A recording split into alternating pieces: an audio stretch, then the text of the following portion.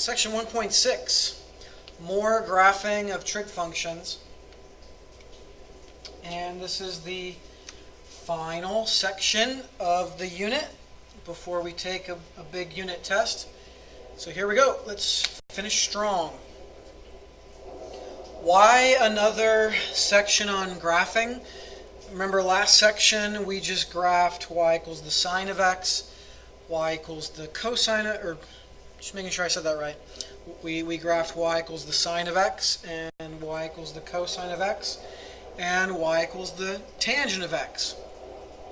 And those were just kind of like those three basic graphs, okay, just basic. And on that note, there are graphs obviously for y equals the cotangent of x, y equals the secant of x, and y equals the cosecant of x. But not sure we're going to cover those for the test. But what we're going to do here is, well, let's put it this way. Do you remember in Algebra 2, of course you do, graphing parabolas, okay? And the first parabola you probably graphed was just the parent function of y equals x squared. You know, like you don't get any more plane than y equals x squared. But then you started adding things to the equation, right? You put numbers in different spots, like, I don't know, y equals 3, and then like x plus 2 squared minus 7. I don't know, those are just some kind of random numbers, right? So what did this 3 do to the parent graph? And what did this plus 2 right here do to it?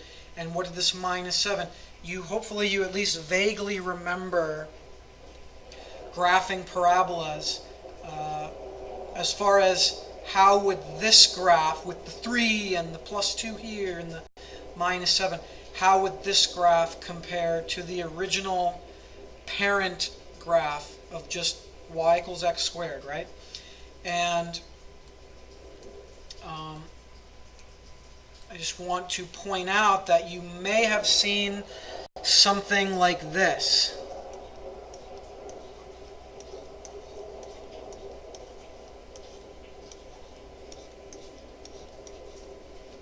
Where you kind of had a very vague kind of format of a quadratic equation, and this is, I think, called vertex form. I don't want to give too much emphasis on this, but just to kind of, the bottom line is that, you should have recognized that, these had like a specific a value, like in this random example I just threw down, it's like your a value would have been 3, and that meant something. And your h value over here, like whatever this number here is, would have been -2. And that meant something for the parabolas. And this plus k would have been a -7. That meant something, right? So anyway, let's get this out of the way. Because we're talking about sine and cosine. And so when it comes to sine and cosine, here's like the general form with these very vague pieces of like A, B, C, and D. So again, you're going to maybe need to pause the video to write this stuff down, right? But whatever, do what you got to do. But these are the generic forms, right, for the sine and cosine, right? So I know I'm getting a little bit ahead of myself, but so it looks like you could have this equation, and inserting random numbers in for these values, you could have like y equals 2 times the sine of 2x minus pi plus 3, anyway. So these, these variables are going to mean something. you're going to also need to write down this stuff.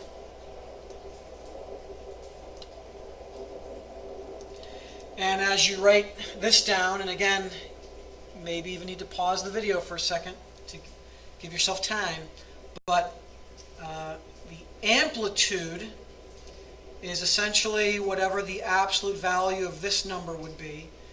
The period is going to be equal to 2 pi over the b value. There's something called a phase shift, which is going to be equal to the c value divided by the b value. The d value is going to represent a vertical shift, potentially. And if, kind of like with parabolas, right? If the number way out in front happens to be negative, like if you have a negative a value, that's going to mean your like original parent graph is going to be flipped. Okay? So, before we go into examples, and again, as you finish writing this stuff down, the amplitude. Let's kind of go back here. For example, the sine. Well, as you should know, the period is the width of this shape, you know. So right now, almost as like a default period, you know, of just y equals the sine of x, the default period is 2 pi. So from here to here is 2 pi. That's how long it takes for the curve to do its thing, right? Well, the amplitude is how high it stretches up from the middle, and also how far it stretches down from the middle. In other words, like the default amplitude is 1. So from here to here is 1, and from here to here is 1. So like the default amplitude is 1. The phase shift, that's essentially another, it's like a fancy term for like horizontal shift or left or right shift. And at this time, I want to point out something significant. I want to point out that this says minus c in the general form, not plus c.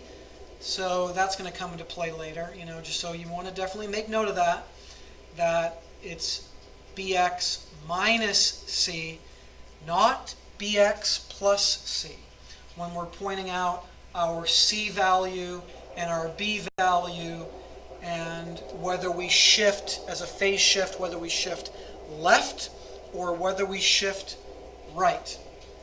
A vertical shift is just how it sounds. A upshift or a downshift, just literally shifting the entire curve up or down. And at least as far as the exam will go, I'm not going to hold you accountable for any vertical shifts, but they're there. And this is self-explanatory as well. So, something else I want to point out before we get into some examples, you know, example after example after example. Your basic period of a sine curve, right? As you go from here and, you know, like before it starts to repeat the shape. This period could almost be divided up into like 4 different pieces, or, you know, maybe about like 5 different key checkpoints, I guess. What I'm saying is this. Every sine period will begin like kind of here, like in the middle, right? And then 1/4 of the way through the period, it'll reach its peak. Like it'll reach the high point, you know? Like we have a high point here, we have a low point here, and then we have, you know, like the middle point, you know? So just to kind of start over again, sorry. At the beginning of the period, it kind of starts in the middle, and this is like the 1/4 mark. And at the halfway mark, it's reaching the middle again, like it's crossing the axis here, for example. And at the 3/4 mark, like this is 3/4 of the way through the period, it's reaching its low point, it's bottoming out. And then at the end of the period, it's coming back to the middle. So it's always going to do that. Anyway, here we go. So our first baby example is y equals 3 sin of x. So, just to kind of slow down for a second, because this is the very first example. In order to graph this, or we're just going to graph one period, right? That's all I'm going to need. And in order to graph that one period of it, I mean, we're obviously going to need to know how long that period is, like how wide it's supposed to be. We're going to need to know how high the graph goes and how low the graph goes. In other words, we need its amplitude, and we need to know if there's any shifts or flips, right? All that stuff, the phase shift, vertical shift, yada, yada, yada. I mean, you might want to point out technically what the A value is, B value, C value, D value, right? Well, if you remember, the A value is way out in front, and then the B value would be here in front of the X, and so on and so forth. So here, the A value would be 3. Your B value, right? I mean, you don't have to write this down, but you know, your B value, like what number's in front of the X? 1. 1x. Is there a C value worth noting? Like, not really. Again, you don't need to do this, but I mean, your C value is technically 0. It's not. There's not really a 1 there. And of course, with your D value, what's your D value out here afterwards? So again, why am I doing this with the mouse? What am I doing? That's much easier. Again, technically your D value is 0. You know, like I said a minute ago, there's not going to be a vertical shift, but there could be. So, pointing all that out, I mean, you can pretty much figure out that the amplitude is going to be the absolute value of 3, and so 3. The period is going to be 2 pi over the B value. Essentially, this is the way I think, essentially the period was like a default period of 2 pi. It's still 2 pi. Like, we didn't change the period from the parent function, you know? Just like the phase shift. If your C value is 0, and you do a phase shift of C divided by B, you know, essentially there is no phase shift. There's not going to be a horizontal shift. And are we going to flip our curve, right? Is our A value negative? No. So we're not going to flip it. Yeah? So, okay, now we've got to put all this together. And once again, remembering that here's our basic sine shape. It starts, it peaks, it crosses, it bottoms out. And it's going to go from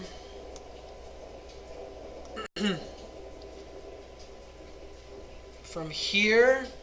I picked that color. So it looks like our period is going to start there because there was no phase shift.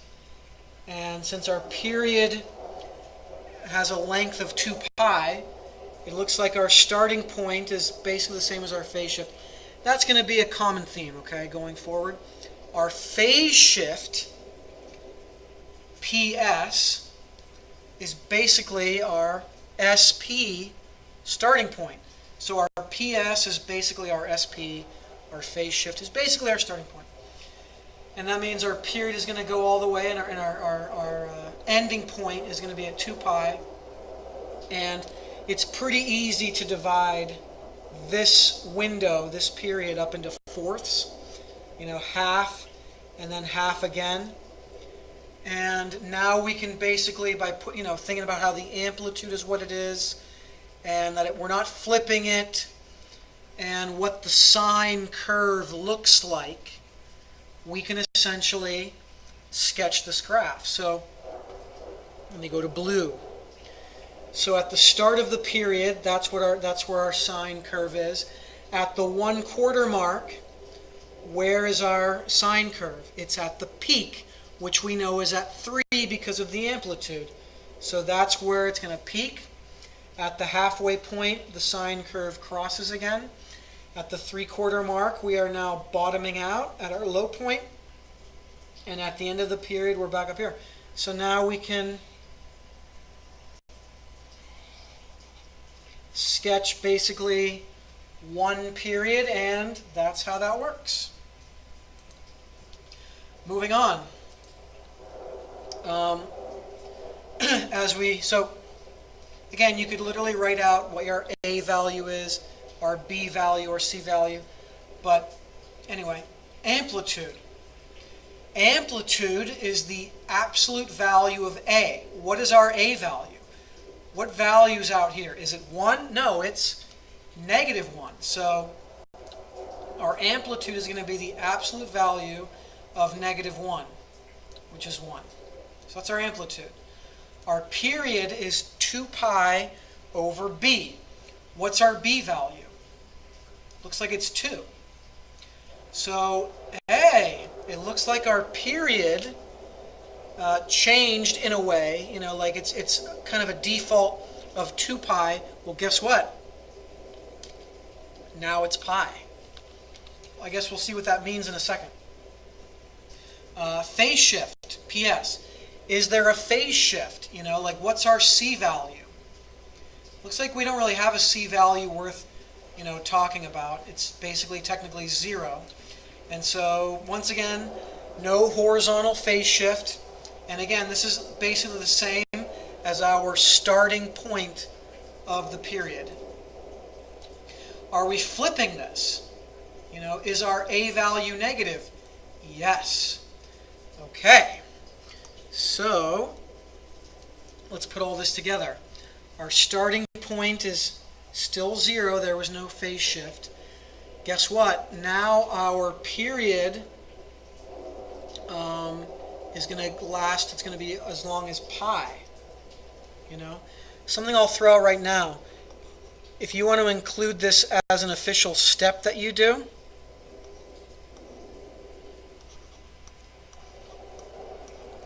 you could calculate on paper the ending point of your period. It's always going to be your starting point, which is like your phase shift, plus the period. Okay? Anyway, so now our period only goes from 0 to pi. And if we break that into fourths, half and then half again, it's going to kind of look like that, So what would these x coordinates be if you had to label these? Well, that would definitely be pi over 2. And what would that be? That'd be pi over 4, and that'd be 3 pi over 4. But for now, let's just kind of focus on, sketching the curve here, okay? Anyway, this was flipped. So a regular sine curve would start here and then go up to a peak, but if we're flipping it upside down, it's going to go down now.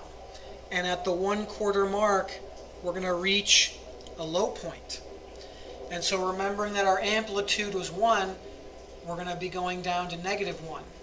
And so at the halfway point, we're crossing again. And at the 3/4 mark, now we're peaking. And at the end of the period, so this is what a flipped sine period looks like. Okay? Moving on. What is our amplitude going to be? It's going to be the absolute value of the A value, right? So what's the absolute value of 2? It's 2. And again, feel free to pause as needed. The period is, again, 2 pi over B. What's our B value? Our B value is right here, which is technically 1. So 2 pi over 1 is 2 pi. Our phase shift is going to be C divided by B. What's our C value? Looks like it's pi. Now remember, this is where I'm going to remind you that the general form is bx minus c. Okay? So the minus is like built into the form, and so our c value is just pi.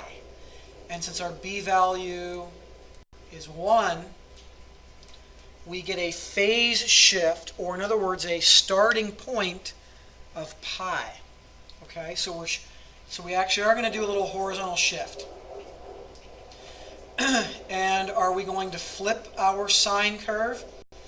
No, because our a value is positive, so we're not going to flip it. Okay. So, our starting point is pi now. We actually shifted. What is our ending point? If our period has a length of 2 pi, remember, if you want to include how the ending point is the starting point pi plus the period of 2 pi. I don't know if you actually need to write this out or anything, but since our period is going to have a length of 2 pi, that means our ending point is 3 pi.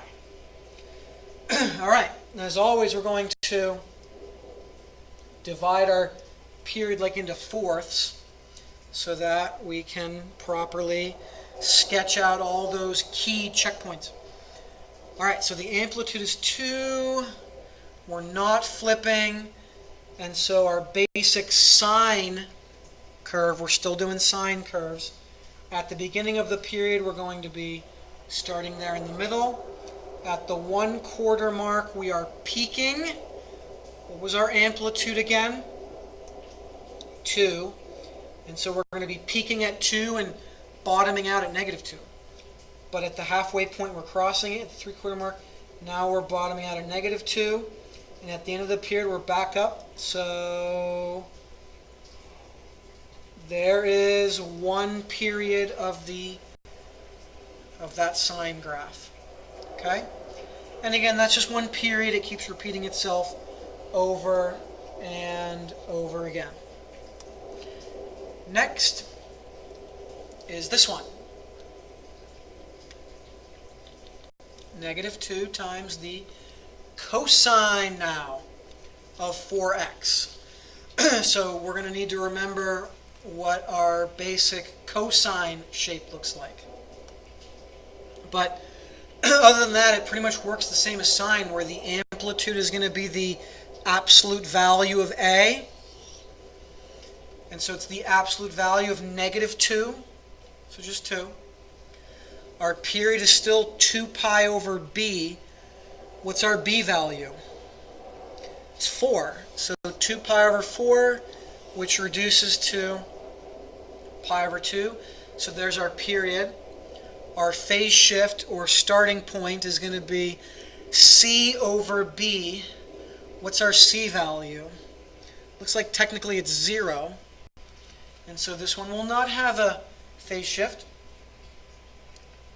And are we going to need to flip our cosine curve? Yes, because we have a negative A value, right? Remember, our A value, come on, our A value was technically -2. And so we are going to flip our basic cosine shape. Speaking of our basic cosine shape, I want you to remember, let's just get rid of this for a second.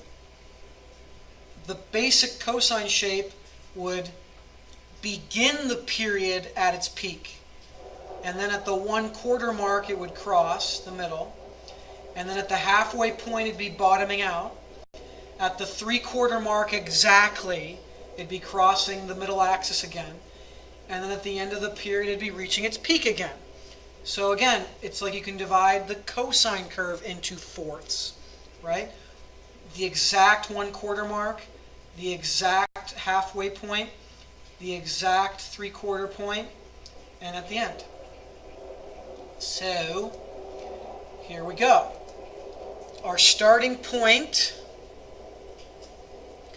was 0, and whoa, our period only goes to pi over 2, which is there.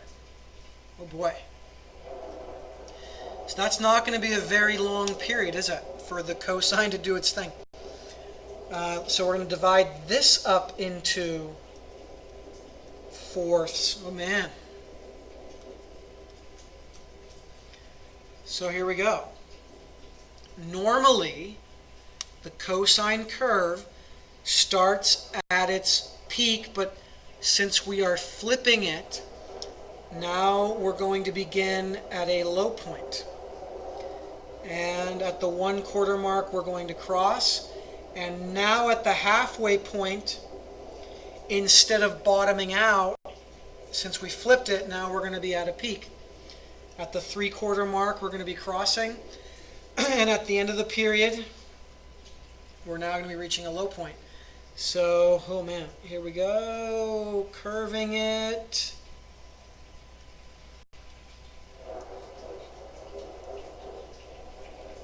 That's essentially going to be one period of our graph. Okay, next example. Another cosine shape. So jotting down our amplitude, that's going to be the absolute value of our A value. What's our A value? Looks like technically our A value is 1, and so our amplitude is going to be 1. Our period is going to be 2 pi over B. What's our B value technically? Where's our B value? Wouldn't it be right here? So it's technically 1. And so our period is 2 pi. Phase shift, in other words, starting point, that's going to be C over B. What's our C value? Would it be negative 2 pi or just 2 pi? Looks like it would be just 2 pi, right? And again, our B value is 1, and so looks like we're going to have a phase shift of 2 pi. What else? Flipped? Is this going to be a flipped cosine?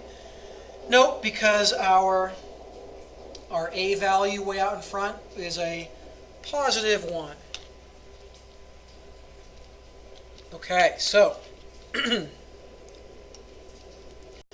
our starting point, phase shift, looks like it's going to be all the way over here at 2 pi. And so where's our ending point going to be? Remember, like, if my period has to be as long as 2 pi, again, technically we could do starting point plus period to get our ending point, which is going to be 4 pi. So again, like, that gives us a period length of 2 pi, like we need. So now, just for convenience, let's divide this into fourths. And here we go.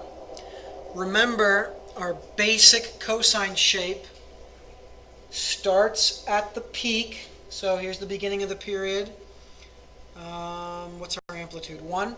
So we're only going to here. And then at the 1/4 mark, we're crossing. At the halfway point, we're reaching the low point, which is only down to negative 1. At the 3/4 mark, we're crossing, and at the end of the period, we're peaking again. Okay? And now we can sketch the period for the cosine. Next example, another cosine. So amplitude is going to be 3 because Our A value is 3. Period is going to be 2 pi divided by our B value. What's our B value? Looks like it's 2. And so our period is going to be pi. Our phase shift is going to be C over B. So what's our C value? Okay? Remembering that the general form was bx minus c. Long story short, that means that our C value is negative pi over 2. So that's our C value, and our B value was 2. So what's negative pi over 2 divided by 2? To give you the kind of long story, if you wanted to divide by 2, let's instead multiply by its reciprocal. So negative pi over 2 times, what's the reciprocal of 2? Which, in other words, what's the reciprocal of 2 over 1? Which is that. And so we're going to have a phase shift of negative pi over 4. Okay? And is this cosine going to be flipped? If our A value is positive 3, then no flip. All right, let's sketch this. So we're actually going to have a phase shift, or a starting point, of negative pi over 4. So that's going to be a shift to the left. So where is negative 1/4 of pi? Well, let's divide pi into fourths, okay? And it might even be useful to do it overall, okay? So here's negative pi over 4, so that's going to be the start of our period. And how long is our period going to be? Pi. So in other words, our ending point, if you were going to write this out, would be like negative pi over 4 plus pi. Okay? Or if you look at the graph, if you're starting here and you need to go like a full pi, that would end up here. So our period is going to be going from negative pi over 4 to 3 pi over 4. Okay? Or 1/4, 2/4, 3/4, a full pi right here. And so this is what the cosine, and we're not flipping it, so at the beginning of the period for cosine, we're going to be at the peak. And remember, the amplitude was 3, so we're up there. At the 1/4 mark, which is here, we are crossing the middle. At the halfway mark, which is here, we're going to be at the low point. At the 3/4 mark, we're going to be crossing again. And at the end of the period, we're going to be back up at a high point. So